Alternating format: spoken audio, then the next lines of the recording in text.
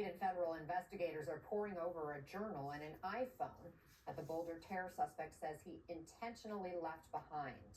The Egyptian national now formally charged with a federal hate crime and 42 felonies, including 16 counts of attempted murder. Court documents say he said he had no regrets and would do it again.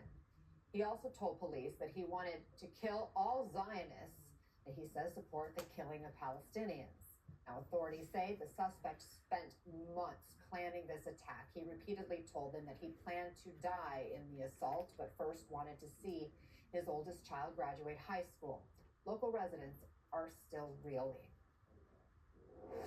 Right now, I think emotionally it's almost impossible to feel safe. We're all just feeling broken and angry and grieving and sad. The scene was so ugly yesterday, so I feel like it's important to make it beautiful with flowers and show that life will continue even though violence has happened here.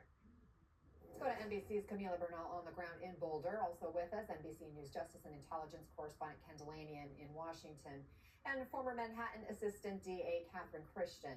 Camila, authorities have now identified 12 victims, so up from the initial 8. What more are we learning about the kind of carnage the suspect was planning and the evidence investigators found at the scene? Hey, Anna, I'll start with the victims. 12, like you mentioned. Initially, we were told there were 4 men, 4 women, ages 52 to 88. We do not have additional information on the other victims, but we do know that 2 of them remain in the hospital. Those were the ones that were airlifted out of here. All of them, though, experiencing the chaos on Sunday here. And I do want to show you a new video and warn you that it is disturbing, but it shows the moment that this suspect threw those Molotov cocktails. You see the fire and the smoke.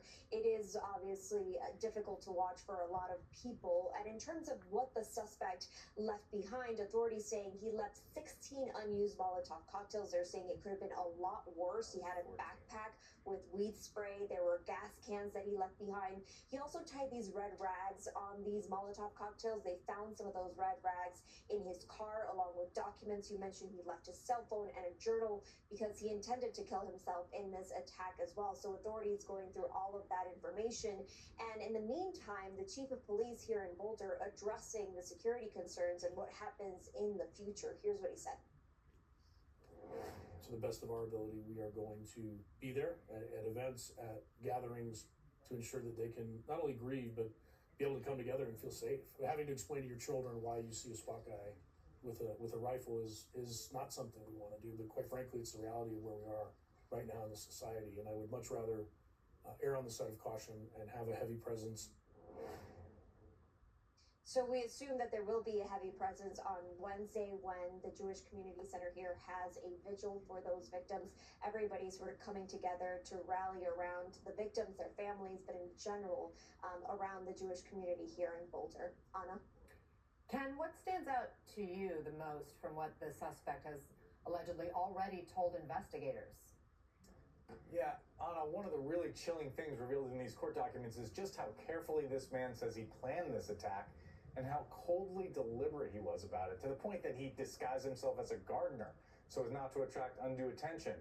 And he told investigators he'd been planning the killings for a year, and as you said earlier, wanted to wait until his daughter graduated from high school, underscoring this is a 45-year-old man with a wife and 5 children. And court documents say he was born in Egypt and lived in Kuwait for 17 years before moving to Colorado Springs. It's not clear when he became radicalized. He told police he was so intent on killing Zionists, as he put it, that he decided to use those Molotov cocktails after he was unable to purchase a firearm due to his immigration status. And he researched on YouTube how to make and use those Molotov cocktails.